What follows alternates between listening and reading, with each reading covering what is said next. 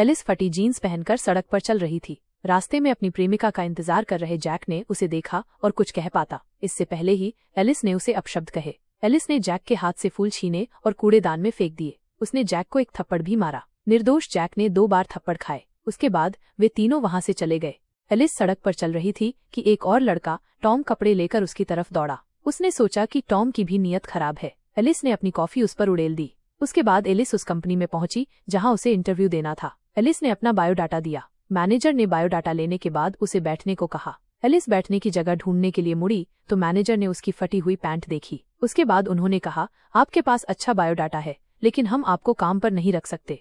Alice हैरान रह गई और जानना चाहा कि क्यों। मैनेजर ने उससे कहा, क्या आप चाहती हैं कि कंपनी का मालिक आपको ऐसे अनुचित पहनावे में काम पर आया देखे? एलिस थोड़ी असमंजस में पड़ गई। वो मुड़कर देखती है और अपने पूरे नितंब बाहर निकले हुए देखती है। अभी उसे समझ आया कि वो कितनी मूर्ख थी। वो स्पष्टीकरण देने की कोशिश कर रही थी कि तभी कॉफी से भीगा हुआ टॉम दिखाई दिया। एलिस शर्म से पानी पानी हो गई। टॉम वास्तव में कंपनी का मालिक निकला। उसने बताया कि एलिस में ठीक से बात करने की क्षमता नहीं है और बायोडाटा वापस कर दिया। एलिस ने निराश होकर बायोडाटा लिया और वहां से चली गई। जैक अपनी गुस्से वाली प्रेमिका को अभी अभी हुई घटना के बारे में समझाने की कोशिश कर रहा था। तभी एलिस वहां आई और बोली, मैं माफी चाहती हूँ। मैंने आपको स्पष्टीकरण नहीं देने दिया और मैं नहीं समझी कि आप वास्तव में मेरी मदद करने की कोशिश कर रहे थे। इस तरह जैक की प्रेमिका शांत हो गई। एलिस ने अपने अत्यधिक व्यवहारों के लिए बहुत पश्चाताप किया।